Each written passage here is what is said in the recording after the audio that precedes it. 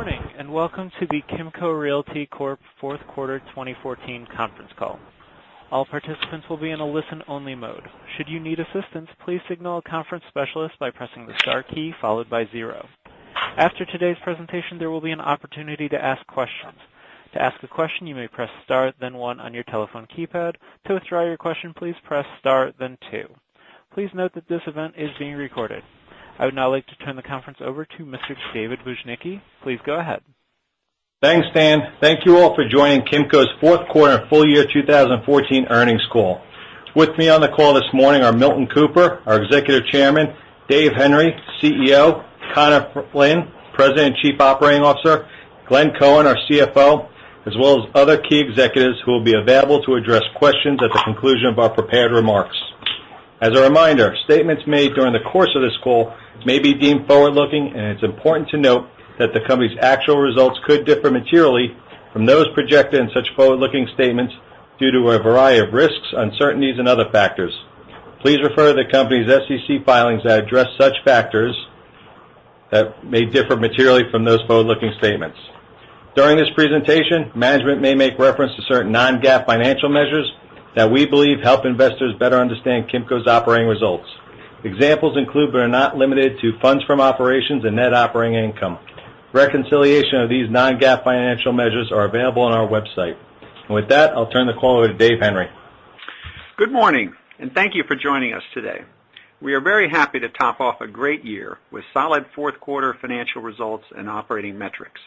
Our strong portfolio fundamentals were led by same-site NOI growth exceeding 4% for the second straight quarter and reaching our highest portfolio occupancy since early 2008. Small shop occupancy also showed a sharp increase as local stores and small national retailers recover from the recession and proceed with their expansion plans. While retailers in general achieved mixed results in 2014, discounters and service-oriented tenants, such as health clubs and restaurants, continued their aggressive growth in the face of a shrinking inventory of retail space. As a result, effective rents are climbing in our portfolio and across the entire open-air shopping center sector. Lower gas prices, accelerating household formation, and continued limited development activity all bode well for the shopping center industry fundamentals in 2015. The omni-channel sales approach is increasingly being embraced by national retailers, with e-commerce success dependent on brick-and-mortar stores providing market presence, product showrooms, and fulfillment capabilities. Amazon and many other internet retailers will indeed be leasing retail space in the coming years. Glenn and Connor will cover many of the financial and operating specifics in their comments today, but I would like to highlight several prominent successes. First, we have now essentially completed our exit from Latin America, with favorable cap rates somewhat offset by declining currency exchange rates. Second, after lengthy negotiations, we reached agreement and on Monday closed and acquired the remaining two-thirds ownership of the KIMCO Blackstone portfolio of 39 high-quality retail properties. And finally, early last week, KIMCO, together with its consortium partners, led by Cerberus, completed the acquisition and merger of Safeway with Albertson and various other prominent grocers, including Shaw's, Jewel, Acme, and United Supermarkets, comprising more than 2,200 stores. KIMCO will hold slightly less than 10% of the merged operating companies and related real estate, approximately 50% of which is owned real estate. As outlined in our earnings release, we've also substantially upgraded our U.S. portfolio through the disposition of 91 shopping centers in 2014, while also acquiring 60 high-quality properties during the same period. While our recycling and upgrading strategy is not unique, the scale of our actions in 2014 exceeded our peers, and the resulting improved demographics and rent metrics of our portfolio are substantial, noteworthy, and promise to deliver excellent future growth. Looking at our Canadian operations and responding to related inquiries, our occupancy remains very strong at 96%, and we are fortunate to have the full guarantee of Target's U.S. parent for all 9 of our Target stores in Canada. Canadian Tire, Costco, Walmart, Home Depot, and Metro grocery stores have all expressed interest in some of our Target locations. and it is quite possible that we will end up with stronger tenants and a significant financial settlement from Target USA. Separately, while the lower Canadian dollar does impact property-level NOI, we estimate 2 cents for 2015 at current levels, our initial investment in Canada remains hedged through Canadian dollar mortgages on the individual properties and our Canadian dollar-denominated bonds. In addition, our local operating partners continue to do an excellent job leasing and managing the properties. Property values and prices also remain at historic high levels in Canada due to strong demand from pension funds and other institutional investors. During the quarter, as Glenn will note, we monetized one more Canadian preferred equity investment at a substantial gain. Overall, and moving forward across our entire portfolio, it is clear that our emphasis will be on investing capital in our own properties through redevelopment and expansions, complemented with several selective new ground-up projects. Connor will discuss in detail these plans, but we are pleased with our progress in growing this pipeline and the associated accretive economics. The third-party acquisition market for high-quality properties is heated and very competitive. As a result, wherever possible, we will continue to purchase the equity interest of our institutional partners when they choose to monetize their investments. In these situations, we have a distinct advantage due to our knowledge and long-term management of the assets, coupled with the potential savings in terms of transfer taxes, brokerage fees, and mortgage assumption costs. Given the portfolio upgrade we have completed to date and improving industry fundamentals, we feel very positive about 2015. Now I'd like to turn to Glenn and Connor with Milton batting cleanup as usual. Thanks, Dave, and good morning. Our theme from our December 2013 Investor Day was TSR+, transformation, simplification, redevelopment, and activity from our Plus business.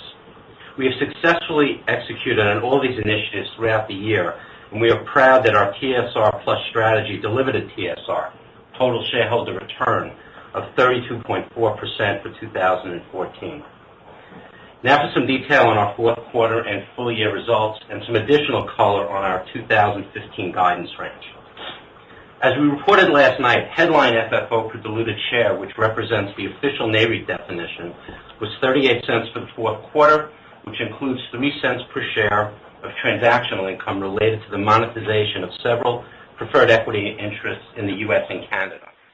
For the full year, headline FFO per diluted share was $1.45, a 7.4% increase as compared to $1.35 per share for 2013.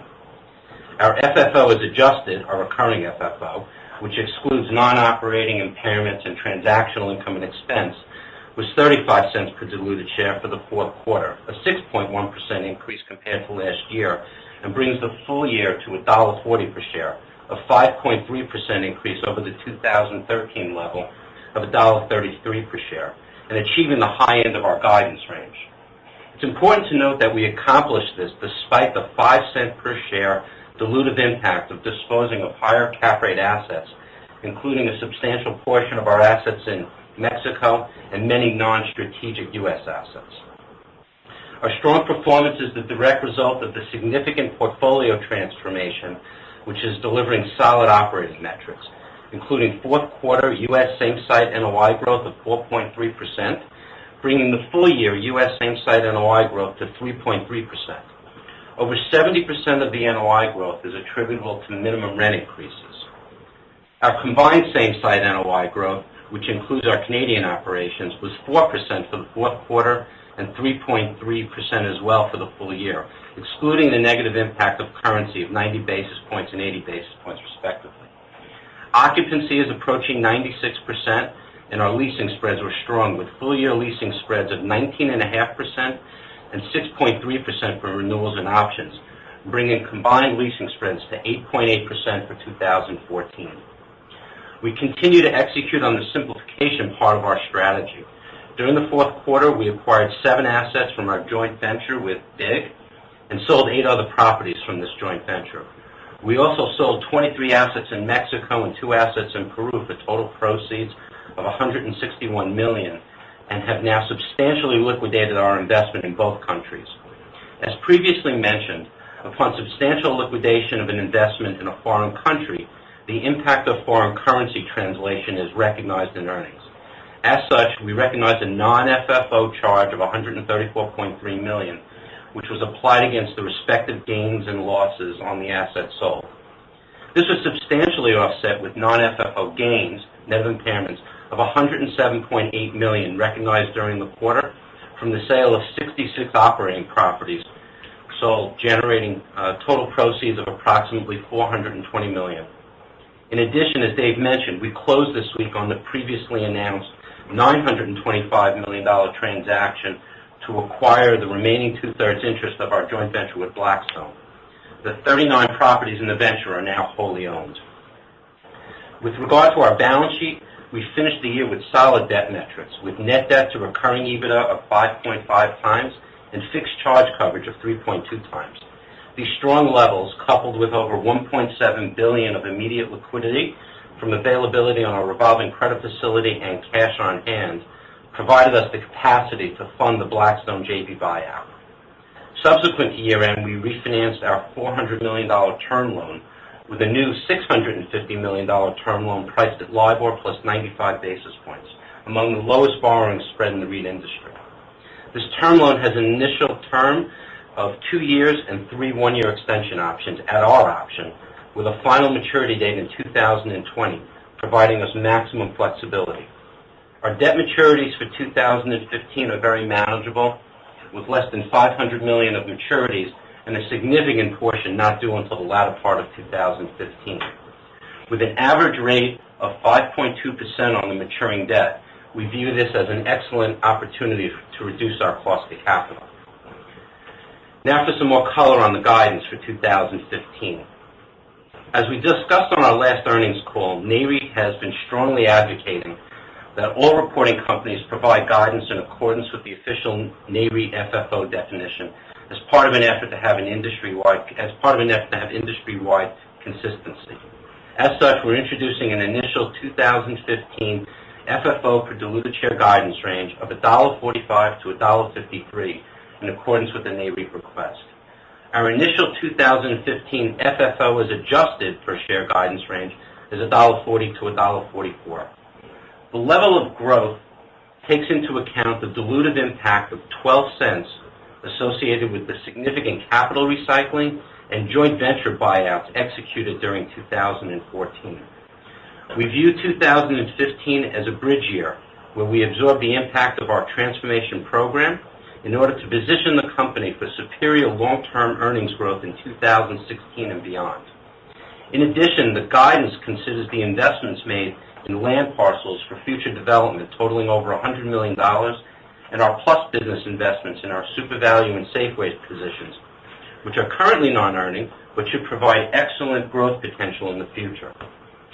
Several of the underlying assumptions used to develop the guidance range include an overall increase in U.S. occupancy of 25 to 50 basis points, U.S. same property NOI growth of 3 to 3.5%, acquisitions of $1.1 to $1.3 billion, which includes the $925 million from the recently closed buyout of Blackstone, and dispositions of $550 to $750 million. In addition, the guidance range includes a 2 cent per share negative impact of the strengthening U.S. dollar on our Canadian-denominated flows. The headline guidance range includes net transactional income of $20 million to $38 million, which is excluded from our FFO as adjusted. The net transactional income includes acquisition costs of $6 million. The guidance range is sensitive to the timing of acquisitions, dispositions, redevelopments coming online, lease-up, and financing initiatives. Our 2015 plan strongly supports our recently increased common dividend level of 24 cents per quarter, which equates to an FFO payout ratio in the mid-60% range, one of the lowest in the industry. Now I'll turn it over to Conor. Thanks, Glenn, and good morning, everyone. Today I'll give a brief summary of our portfolio metrics, a quick update on acquisitions and dispositions, followed by an update on redevelopments. The fourth quarter and full year results reflect our best efforts to reposition the portfolio to a vibrant collection of high-quality, high-growth assets located in dense key metro markets that have the highest growth in population, wages, and employment. We are positioned to give our shareholders unmatched safety in terms of tenant and geographic diversity, alongside stable and recurring growth. The U.S. portfolio achieved an increase in occupancy of 80 basis points pro rata for the year to end at 95.7%. The occupancy gains were primarily driven by an increase in small shop demand, as the U.S. small shop occupancy rose 280 basis points from the beginning of the year to finish at 88% pro rata, an increase of 100 basis points over prior quarter. Resurgence in small shop leasing continues, as this quarter we completed 66% of our small shop deals with local operators. The three major categories that make up the bulk of our small shop leasing include personal care services, restaurants, and medical offices. Anchor occupancy also gained 10 basis points pro rata over prior quarter to finish at 98.3%. Leasing spreads continue to show the strong demand for space by resulting in combined leasing spreads of 9.4% for the quarter. The U.S. same-site NOI of 4.3% for the quarter is a strong result, driven by significant rent commencements, contractual rent increases, and redevelopments coming online. Competition in our key markets for acquisitions continues to escalate, with no end of capital chasing high-quality real estate. Acquisitions for the fourth quarter were geared towards off-market, value-add projects where we are able to leverage our strengths. Braylon Village, a Kroger-anchored center in an affluent Atlanta suburb, has expiring below-market Kmart lease that we believe has significant redevelopment potential. In addition, we have acquired 4 development parcels where we plan to build and hold these long-term, strong assets to create shareholder value. One is a Whole Foods development in Wynwood, Pennsylvania, that is now under construction and located on the main line, where we continue to expand our presence alongside our flagship Suburban Square asset.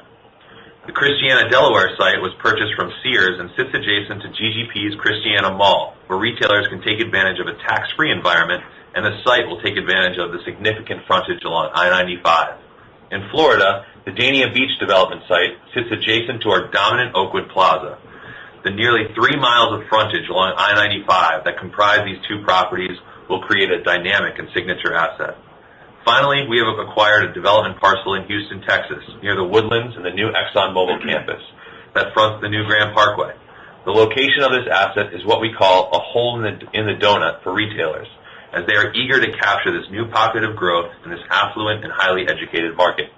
Notwithstanding the current oil price volatility, our project has generated significant retailer interest at an early stage, and we expect to execute leases with anchor tenants throughout 2015. These 4 projects amount to projected gross costs of $469 million, with targeted returns between 7% and 8%. A measured development approach, where we can take advantage of our local expertise, will enable us to build upon our growing redevelopment pipeline. For 2015, we plan to leverage our industry-leading relationships to continue to source off-market transactions. A good example is the recently announced consolidation of the Blackstone JV. In line with our stated strategy to simplify the business and further transform our portfolio, this transaction will significantly improve the wholly owned asset base at KIMCO and add a few notable redevelopment projects. Turning to dispositions, in the fourth quarter we sold 41 properties, 29 wholly owned and 12 in joint ventures for a pro rata share from these sales of $325 million. Pricing for these Tier 2 assets continued to show improved strength as public and private capital chased deals due to the very low interest environment. For the year, we completed the sales of 91 U.S. shopping centers for a gross sales price of $1 billion, including $249 million of mortgage debt. The company's pro rata share from these sales was $710 million, and the blended cap rate on our dispositions for the year was 7.5%. We believe we are in the sweet spot for dispositions and are targeting another $600 million for dispositions in 2015 to effectively complete the transformation of the portfolio by exiting our low-growth assets in secondary markets. Our redevelopment program continues to produce significant results. Every asset we own goes through a methodical review process that takes into account all opportunities, including current and future, retail and non-retail, so we leave no stone unturned to help create long-term shareholder value. Our real estate is in demand, not only from our normal Rolodex of expanding retailers, but also new sources, including specialty grocers, outlet concepts, European retailers, and developers of apartments, medical offices, and hotels. For the year, we completed 34 projects with a total gross cost of $68 million, with an ROI of 13.9%. These projects continue to improve net asset value and contributed 90 basis points to our same-site NOI this year. As we look to 2015, we target gross projects of $200 million with an ROI of 8 to 10%. We have made significant progress this year, but there is still work to be done as we continue to evolve and position ourselves as a best-in-class capital allocator and redevelopment operation. In this next cycle, it will be imperative for us to focus on the capacity to sustain significant income growth when the interest rate environment shifts. As we near our all-time high in occupancy, we will look to our redevelopment and development pipeline to generate significant recurring income growth. The demand for space continues to outpace supply, and as we enter into 2015, we are cautiously optimistic due to the fundamental drivers of our industry. Employment growth, cheap gas prices, and consumer confidence all combine to form a powerful shopping base in the U.S. that is ready to ramp up consumption, especially for off-price and essential goods. Our retailer services group continues to provide us with invaluable information and recently found that this dramatic fall in gas prices has been a boon for our grocery concepts. We completed our strategic initiative of increasing our percentage of ABR from grocery-anchored properties from 58% to over 65%, and will continue to push this initiative in 2015. Our asset class is now competing at a higher level, as we have noticed many of our retailers that straddle the line between open-air shopping centers and the enclosed mall world have been outperforming in the open-air environment. Combining the favorable supply and demand balance, in addition to the safety of U.S. investments, provides a nice runway of growth ahead for owning well-located open-air centers. As we look to 2015, our strategic goals remain focused on completing our transformation, simplification, and expanding our redevelopment efforts to include strategic ground-up developments. And now I will turn it over to Milton for his closing remarks. Well, thank you, Connor. I believe that our retail real estate portfolio is in a particularly sweet spot. The decline in gasoline prices is much, much more important on a relative basis to our retail tenants, the supermarket, the drugstore, the off-price retailers, and many other retailers that sell essential goods and service. It's much more important to them than it is to high-end luxury retailers.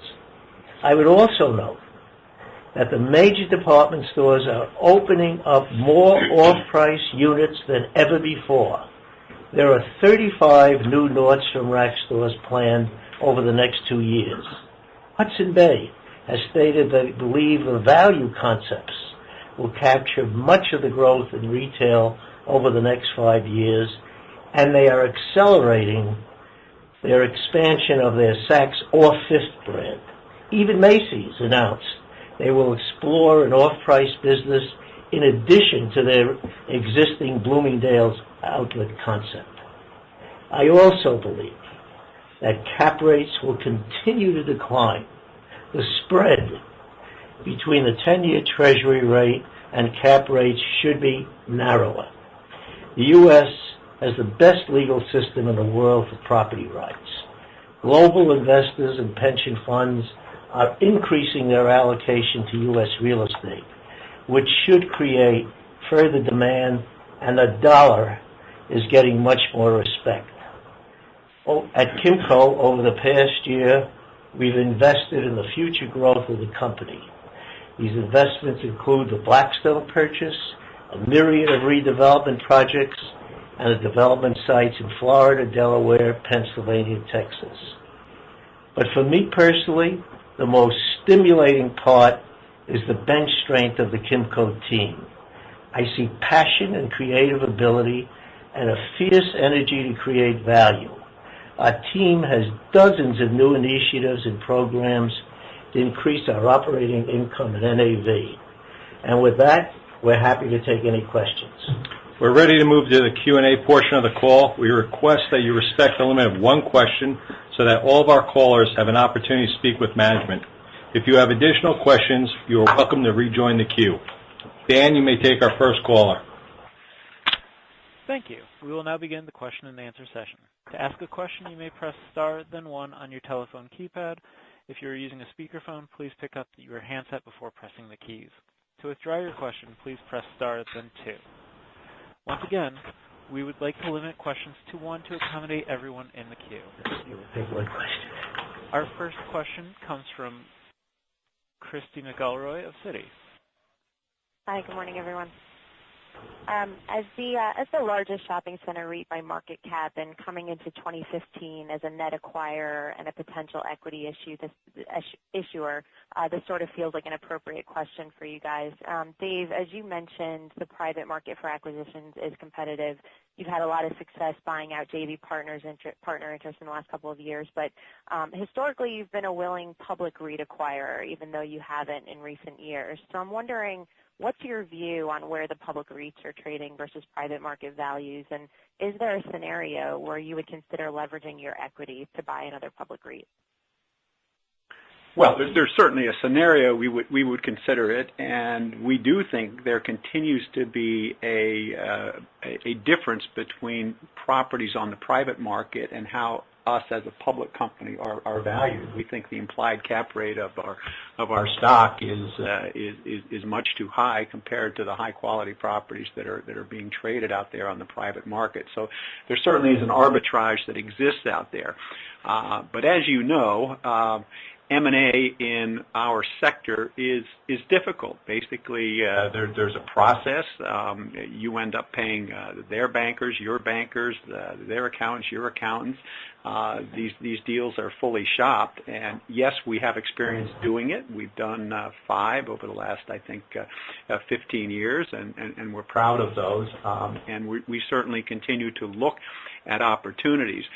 We are focused, however, on, if we do M&A, on portfolios that will enhance the quality of our own portfolio. So the inventory of public portfolios out there that would attract our interest is narrower than perhaps it would have been in the past when we looked at all kinds of deals. So we'll see what happens over time, and if things become in play, we certainly look. I think it's known that we, together with others, looked at AmREIT, which met that high quality profile. But it is noteworthy that a private buyer bought it. Acknowledging the quality bias, would you have a bias towards larger format centers or smaller neighborhood centers if you were to buy a large portfolio today? Yes, sure. We prefer the larger formats. I think it gives us a little bit more redevelopment potential. That being said, we know that if we want to become a more urban portfolio, that we may have to acquire some smaller parcels and then look to try and enhance that by acquiring adjacent sites around those parcels. Thank you, guys. Our next question comes from Craig Schmidt of Bank of America. Please go ahead. Thank you. Regarding the guidance of $1.1 to $1.3 billion, how much of that do you think will be acquisition from JV partners? Well, again, you have $925 million that we closed on already this week, so you have the bulk of it that's done that way. We'll continue to look for some more, but I would say the balance of it is really going to be one-off transactions that we find probably on an off-market basis. There might be an asset or two that we can buy out, but we've done the bulk of the heavy lifting, I think, on buying out large joint venture partners that are willing to part with their assets at the moment. We continue to have some discussions with some that are interested. So I wouldn't say it's on that we're completely finished, but the bigger ones, as we've mentioned in the past, have told us they'd like to hold for the long term. But we are talking to some of the others. Thank you. Our next question comes from Samir Khanal of Evercore ISI. Please go ahead. Yeah, good morning, guys. Just looking at kind of your international market today, I mean, you've exited pretty much all of Latin America. I think most of the bulk to dispose now is kind of in the U.S. at $600 million and 15. But, you know, with the soft Canadian currency in Canada, is that a market that you kind of think about for the long term? As you kind of balance the currency risk there and possibly kind of a better opportunity to invest elsewhere? We certainly take a look at what we have in Canada and what we should do with what we have in Canada. One of the problems we've had, as we've mentioned on these calls over the years, is growing what we've had. Property prices up there are exceptionally high, and we have taken advantage of it in modest ways. We have continued to monetize our preferred equity investments, so we've sold quite a few properties in Canada. Together with some of our partners, we have have put properties on the market up there. So I think it's more likely than not that you will see our exposure and our investment platform in Canada to go down over time rather than to stay the same. Okay, great. Thanks. Excellent.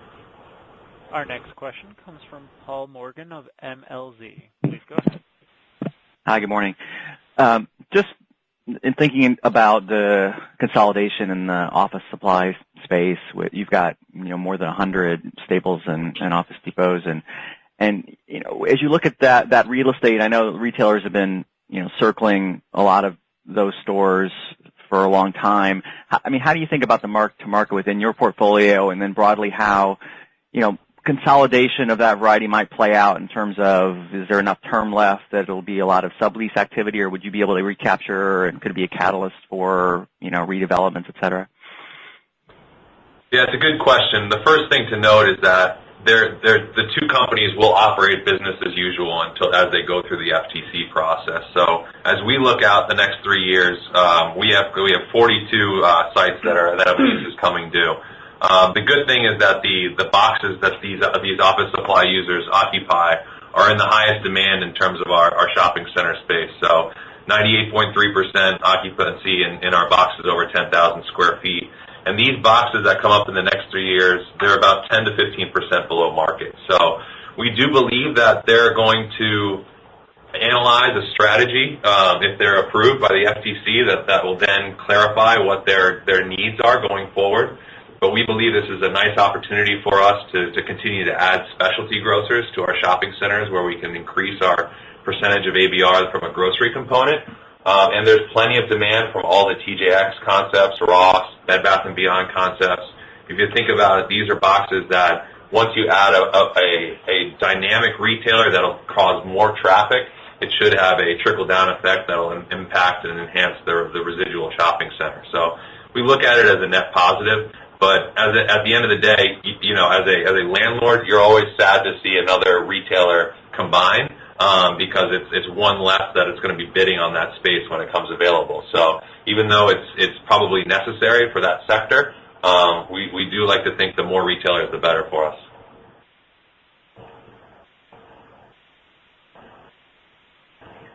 Our next question comes from George Auerbach of Credit Suisse. Please go ahead. Thanks. Good morning. For the fourth quarter in 2014, it looks like TIs and LCs were about 18% or so of the value of your new leases in the U.S., up from about 15% in 2013.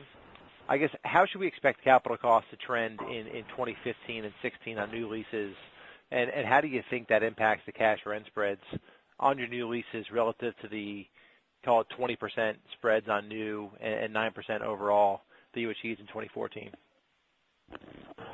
I think that's probably a common range in terms of going forward. You'll still see the tenant improvement allowance and landlord work range from third quarter to fourth quarter, and that going forward for 15. That being said, we are heading close to our stabilization point of occupancy. So when new leases come in, unless it's a transformative use where we're going from a soft goods player to a grocery box or say a bank branch to a restaurant, that's where you really see the uptick in the cost that you need to reposition those boxes, and that's probably what's driving that uptick in the fourth quarter, because we did execute a number of grocery deals as well as restaurant deals. So going forward, is 15% sort of a better number? I think that's 10 to 15% is a good range to think about. Thank you. Yep.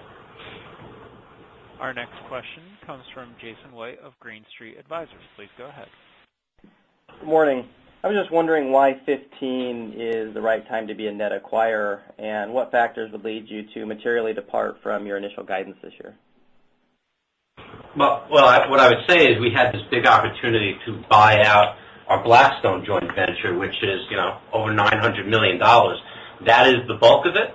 If you look at the balance of what we're doing, we're talking about selling, at a midpoint, roughly $650 million of assets, and acquiring on the other side of that, somewhere around another, $300 to $400 million of assets. So, again, as Dave mentioned, you have a pretty heated market. We're trying to find really good opportunities, but being very disciplined about what we are acquiring. I mean, really, the Blackstone joint venture is the driver. Definitely the driver, and if you think about it, it was a wonderful opportunity for us because there was no broker involved. We could assume the mortgages without any additional costs. We minimized the transfer taxes, and we were able to do a negotiated transaction with Blackstone. And so that, those opportunities don't come along a lot, and $900 million certainly drives us being a net acquirer in the face of very high third-party acquisition prices. So you're right in general, but it's just that the Blackstone deal fell right into this year. I would also just add that our dispositions are a lot smaller this year. So when you think of it, we're coming off of a very large disposition year, and that when that tails off because we're nearing the completion of the repositioning. Okay, thank you. Our next question comes from Ross Nussbaum of UBS. Please go ahead. Hey, good morning. It's Jeremy here with Ross. I was just wondering if you could give us a little more color on the components of your same-store growth expectations for 2015. What kind of leasing spreads are you baking in? What about expense growth? And then just also, how much should the development benefit 2015 results? Yeah, in our plan, we anticipate redevelopments to have 25 to 40 basis point impact on our same-site NOI growth. And on the leasing spread side, we baked in high single digits, so pretty similar to what we saw for this year. Right. And on the expense side, another year of 3-ish%. Yeah, it should be pretty similar. I mean, again, as Connor mentioned, we're starting to get close to our stabilized level of occupancy, so those costs should maintain themselves. We'll have to see a little bit what happens with all the snow removal, but outside of that, it should be pretty consistent. Right. Okay, thank you. Our next question comes from Ryan Peterson of Sandler O'Neill. Please go ahead. Yeah, hi, thank you. This quarter, same-store NOI redevelopments added 1.4%, but you've spoken of that being a lower number next year. Is that related to lower yields on upcoming redevelopment, or is that just purely timing? No, it's not lower yields. It's actually timing because we're taking, as the redevelopments mature, actually you take off sites that you're taking down because you have to take that income off. So we actually have a number of assets, as I talked about, $200 million or so coming online. But then as you look at our pipeline, we actually are taking off quite a bit as well. So if you add that to the benefits, it averages out to about 25 to 40 bips of improvement on same-site NOI. Okay, great. That's it for me. Thank you. Our next question comes from Nathan Isbee of Stifel. Please go ahead. Hi, good morning. Can you please talk about the land purchases without the pre-leasing and how you make that decision, weighing the next gotta-have development versus recent history of music stopping with a lot of land on the books, etc.? No problem. Let me walk you through them. The first one, Wynwood, Pennsylvania, that was a forward commitment where we actually purchased the property with an executed Whole Foods lease. So it was, in essence, a ground-up development where we had the Whole Foods lease in place before closing on the land. And it's, again, in an area where we want to continue to control on the main line. Christiana, Delaware, that site was actually a 6-year labor of love where we were actually working with Sears originally to entitle the project as a JV partner and then co-develop it going forward. Well, when the entitlements obviously came to fruition, Sears no longer wanted to participate in the ground-up development process because of the cash involved. So we were able to execute a purchase option for us and take them out of it. So now we are going to be owning that 100% and developing it going forward. We have been working that project for a number of years, as I said, and we're very confident in the rental, the retailer interest going forward. Grand Parkway, that site again is along the Grand Parkway site in Houston. It's in a perfect location where if you look at the spacing from all of our retailers, it's really positioned nicely to take advantage of not only the new parkway that's going to be completed, but it also has the new ExxonMobil campus coming out of the ground. And Woodlands is a very affluent, very highly educated pocket of population in Houston that I think will really drive significant retailer interest. And we've already been seeing more demand, even from retailers that have been dormant for a number of years, are looking at this site as a real opportunity to get a piece of this new development. And then Dania is an adjacent site next to our 100% leased Oakwood Plaza.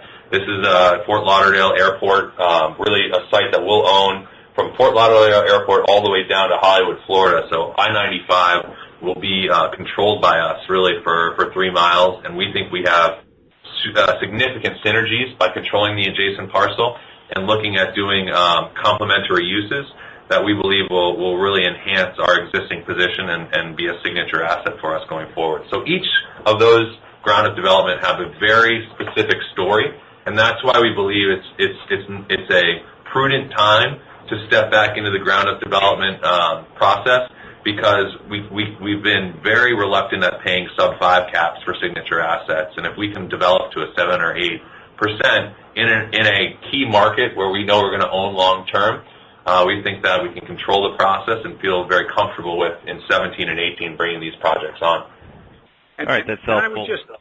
I would just add one thing. Although there's not a lot of actual signed pre-leases in some of these occasions, before we went ahead, we knew we had the tenant interest. So we talked to tenants. We knew exactly who wanted to go where before we went ahead with these deals. So yes, technically there's not a basket full of signed leases, but we had the indications from the tenants that they wanted to be in these locations, especially Houston and Dania.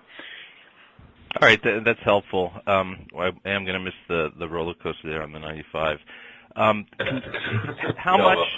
How much land are you willing, no matter how good these deals are, how much land are you willing to put on your books at this point?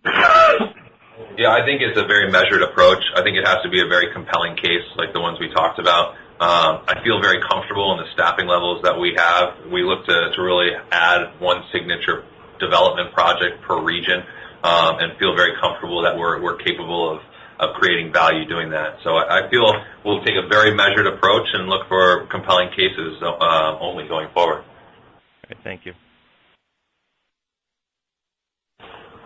Our next question comes from Vincent Chao of Deutsche Bank. Please go ahead. Hey, good morning, everyone. Just want to go back to the first question. You talked about a preference for urban areas and larger formats, but just curious, geographically, as you're looking at potentials, would you stick within the current footprint, or are you willing to go outside of that? And if you are, how are you really thinking about quality? Is it more demographics? Is it, what are the criteria that you're looking at there? And then I guess between grocer versus power, obviously you have both. Any specific preference? Would you really mostly focus on grocery anchor at this point, which seems to be an increasing focus for you? Well, let me take the first one on the markets. We've very strategically identified our key markets, and we want to stick to that map. We always analyze demographics to see if there's an additional key market that we should be interested in going forward. But for the time being, we feel very dedicated to our map and our key markets, and that's where we've been focusing on, both for acquisitions, redevelopment, and ground-up development. The question on the grocery versus power center, we like both. We actually think there's a little bit of a misprice on the power center right now because of the opportunity to add a grocery component to a power center. So if that opportunity presents itself, we usually jump at it and try and work with adding a grocery component and get that cap rate compression. I think you mentioned all the screens we would go through, everything from the average rents to the particular geographic markets, to the types and the size of the assets, and whether there's upside in terms of redevelopment. We have not been afraid to buy a large portfolio and then put it into two buckets, a whole bucket, if you will, and a sell bucket. So we would continue to look at a mixed assortment of assets and then try to tailor it to what we want long term. But we have spent the last couple of years deciding which markets to focus on long term and trying to become a little more urban focused and a little more larger asset focused. Okay, thanks for that. And just one question on the dispositions, which you guys talked about cap rates compressing across the board, and obviously now it'll be more U.S. focused in terms of asset sales, maybe Canada as well. Curious, this year I think the guidance was for 8% cap rates on the dispositions. How are you thinking about 15's dispositions? Should we be thinking about 7 or less than that?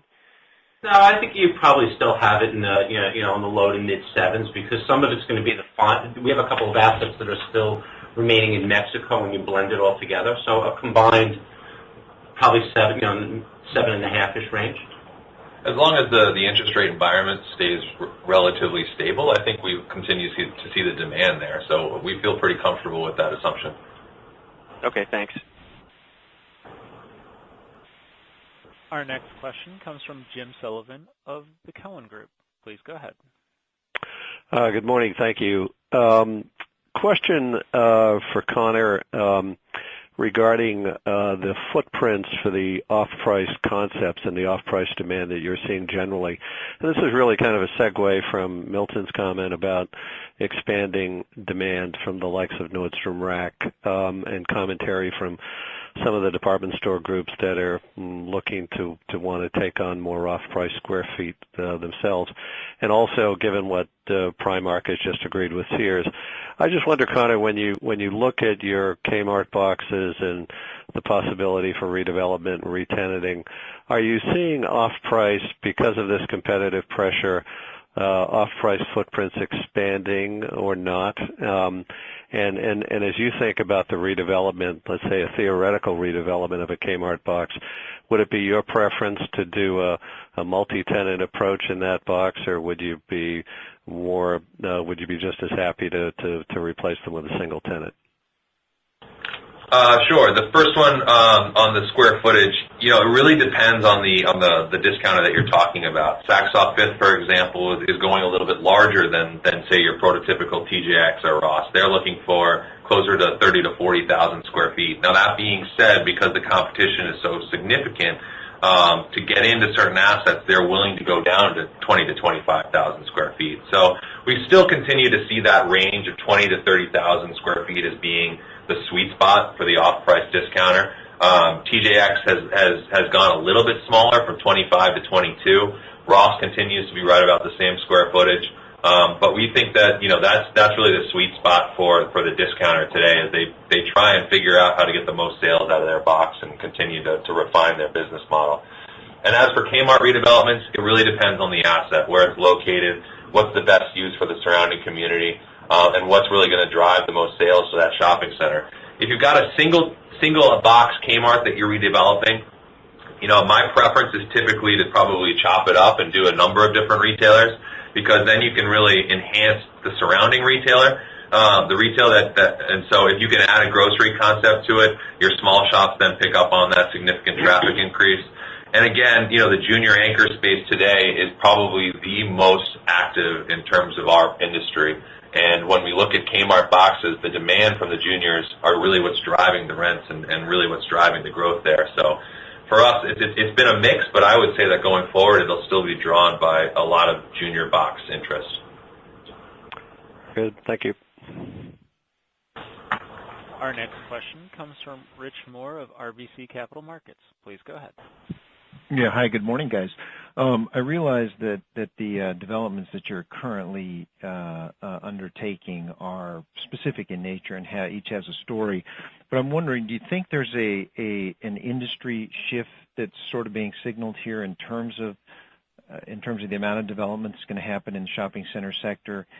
And should we think in terms of maybe annual starts for you guys as we look at our models and our thought process for KIMCO? Should we think in terms of a couple $100 million starts a year going forward? Does that make sense? I certainly think it's fair to say that after 6 years of virtually no development, that there are the green shoots out there, and especially led by the specialty grocers like Whole Foods, you're beginning to see more development.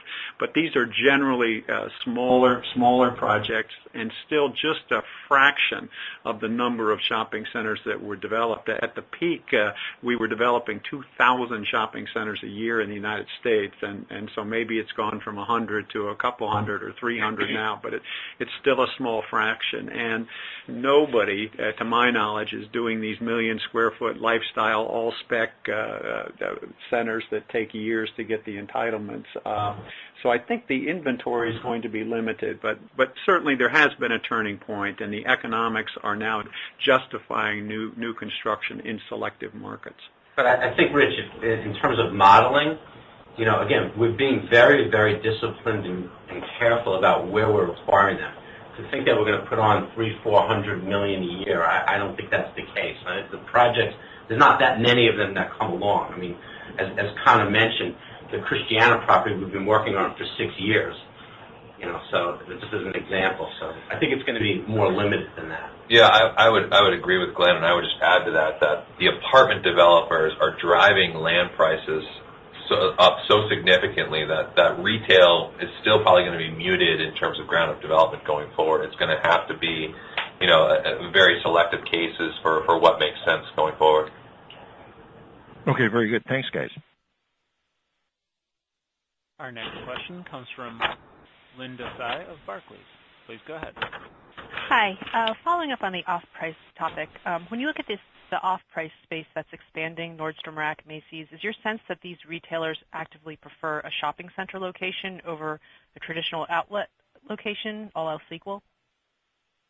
It really is case by case on which retailer you're talking about. If it's a pure outlet player that still loves to be in the outlet center, then I think that's still their preference. We are starting to see the bleed happen where, typically you would used to see Saks Off Fifth only going in an outlet concept, where now they're really active in terms of going to our open-air shopping centers.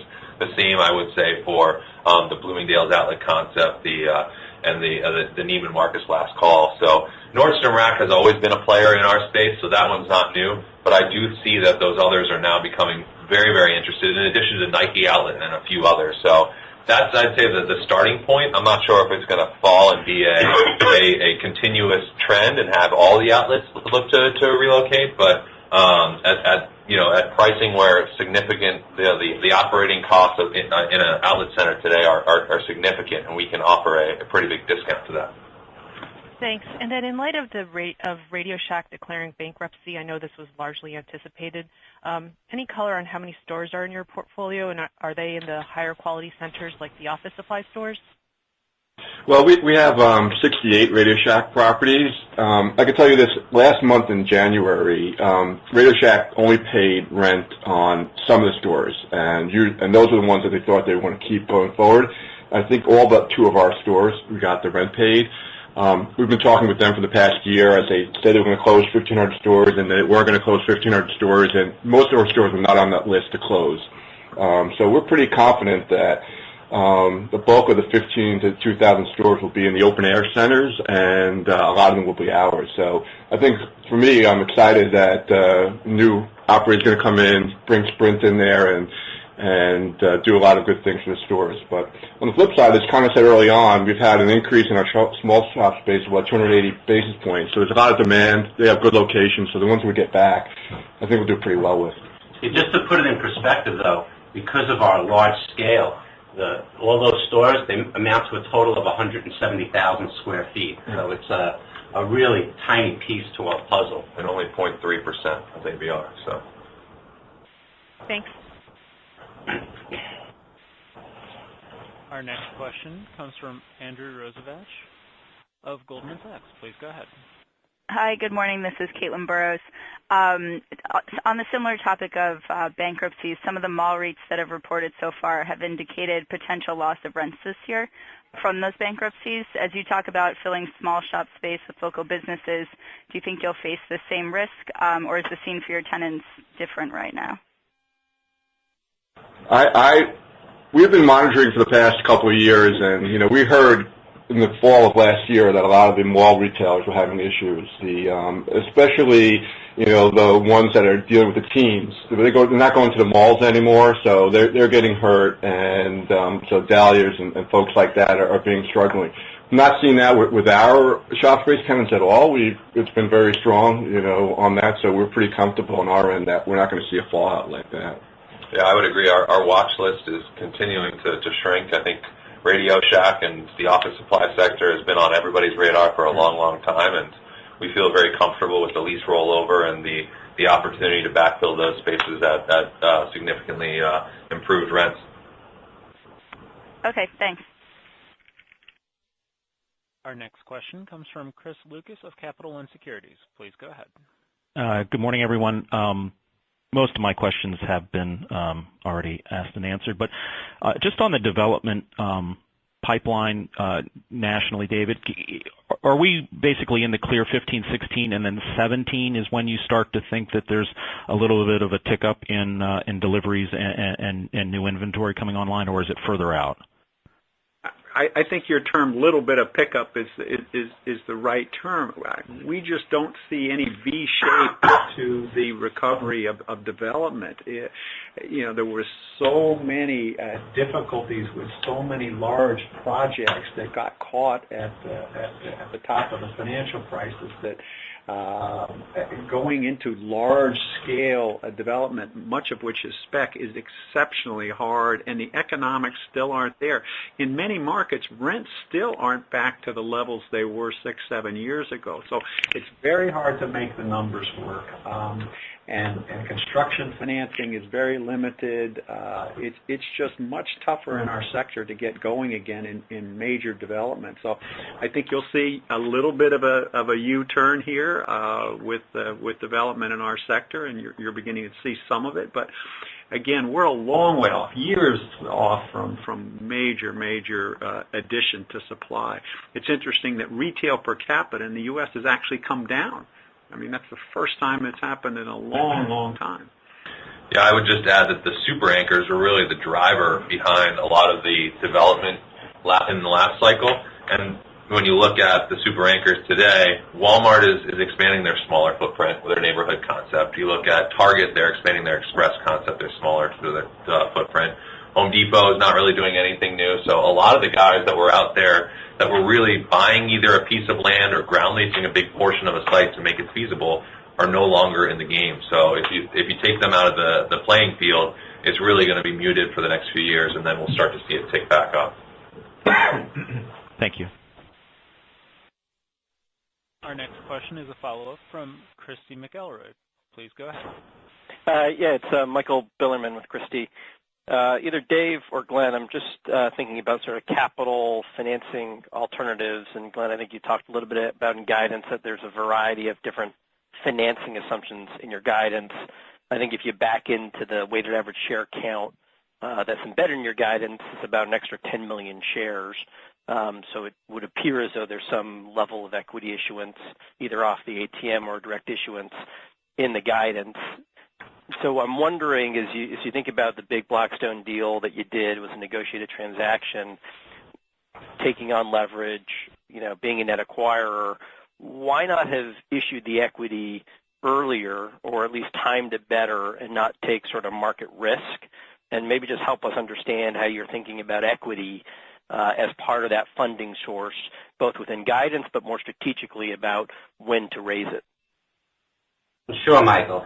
So look, we have a very strong balance sheet, and we have plenty of liquidity and plenty of levers to pull in terms of our access to capital. And again, we remain very committed to maintaining our BBB+ Baa1 ratings. Now, as you know, we haven't issued common equity since 2009, although we continually evaluate our capital needs in connection with our operating strategy, our debt metrics, our capital plan, and where we believe our NAV is. But in terms of being able to have more tools, we are going to establish an ATM program and watch how the rest of our capital plan, runs throughout the year.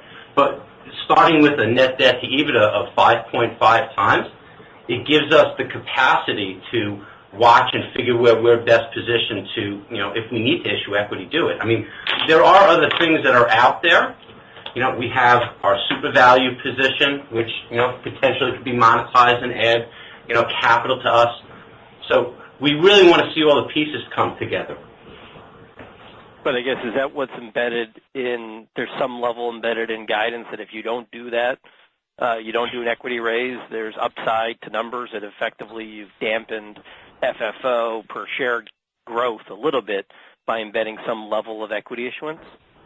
Yeah, again, well, guidance is a range, right? We run various scenarios, some with, some without equity. But yeah, I mean, if we don't issue equity, you'll definitely have upside in those numbers. But again, we have to balance that with our debt metrics and our desire to maintain, our credit ratings where they are. Thank you. Our next question is a follow-up from Jim Sullivan of Cowen Group. Please go ahead. Sure. Yeah, I just thinking of the comments, Connor's comment earlier in the prepared remarks about sustaining growth going forward after this so-called bridge year, and then with what David had to say about the likely pace of development returning and the upside and the value creation that provides. I'm just curious, Connor, when we go back into the presentation the company did at the end of 2013, the internal growth rate, talking about 3% plus in a range of 2.5 to 3.5. And as we're approaching this kind of peak occupancy rate that the company's been able to achieve historically of 96 and change, are you expecting that the redevelopment contribution, which of course you include in same-store NOI, combined with higher spreads, do you expect that's going to be able to replace the inability to push occupancy any further and sustain same-store NOI at 3% plus? Or do you think that we have to assume that same-store is just going to have to come down? No, we do agree with that assumption, that's really what's going to drive it to 3% plus. And this year, the bridge year, we are focused on delivering 3 to 3.5% of same-site NOI, and then 16 and 17 is actually when a lot of our leases mature that are significantly below market. So we think that that's going to be a nice mark-to-market opportunity to continue our growth as our occupancy hits stabilization. You couple that with our redevelopment program, and that's really what we're excited about, unlocking the potential, because our low ABR has grown significantly, and we continue to think that that's a nice upside for us going forward. And if I could just add to that, the redevelopment contribution, therefore, should continue to be running at a level substantially above what the development contribution would likely be. That's correct. Okay. And remember, market rents are moving for us as occupancies get to these peak levels for everybody. Market rents are jumping a bit, so that will continue to help as well. Sure. Thanks. Our next question is a follow-up from Rich Moore of RBC Capital Markets. Please go ahead. Yeah, hi again, guys. Glenn, I got kind of a mundane question to ask you. With the commentary you made about the two numbers you want to show now, the two sets of guidance you want to show, one for NAREIT, one for adjusted, how do you, since you got us all on the phone, how do you want us to show this to First Call? I mean, should we switch now to a NAREIT definition in what we report to First Call, or do you want us to stay with the adjusted?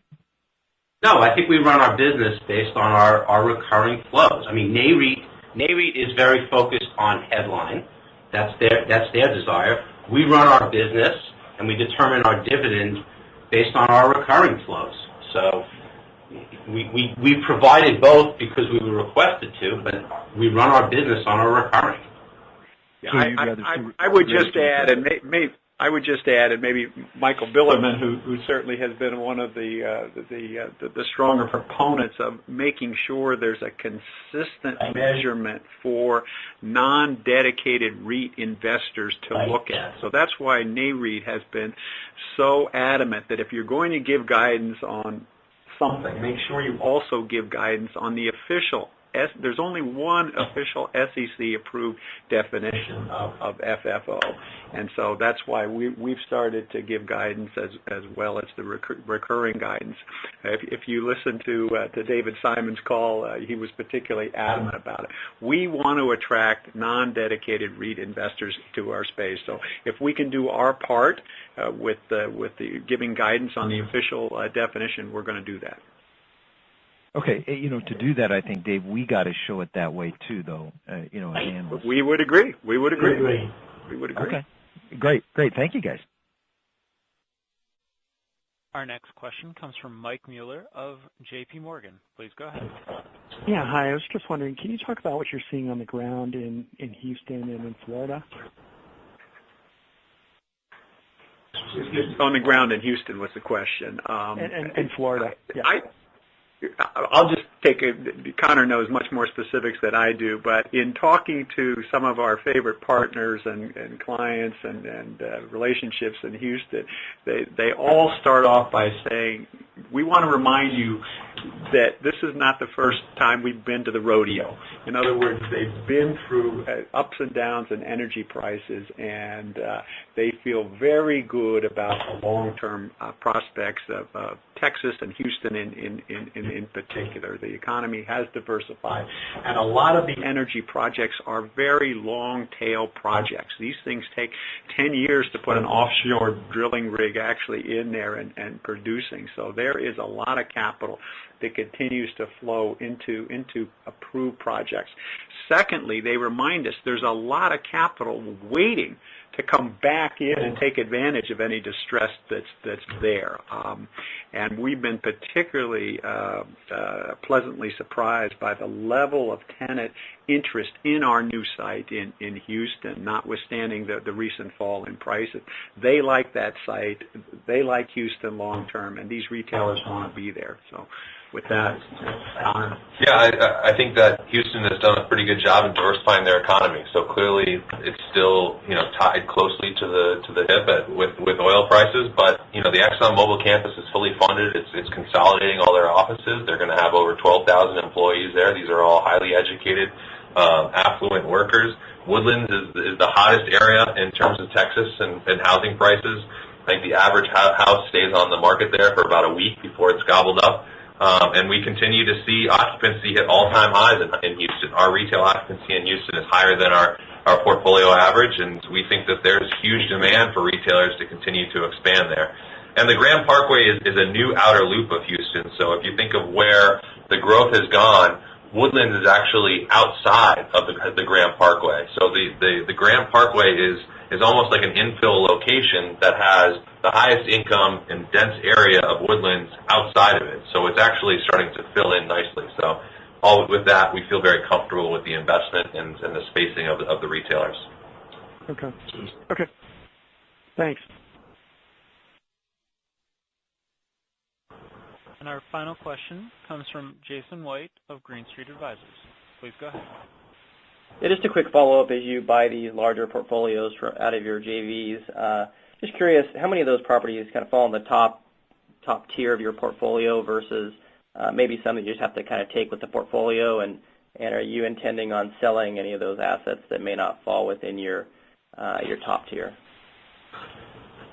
Just as a note, our JV platform was originally developed so that we could access cheaper costs of capital, so we could go after the higher quality assets. So in general, as a footnote, the JV properties were historically a higher quality property than our core portfolio. But as we've consolidated it, many of those properties are in our Tier 1 portfolio now.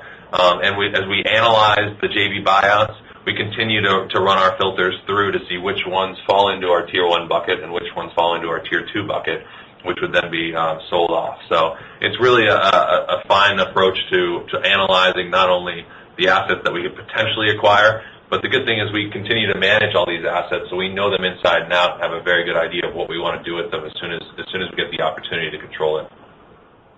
Who is it largely an immaterial amount of the JV acquisition properties that you would see selling over the next couple years? That's correct. That's a good assumption. Great, thanks.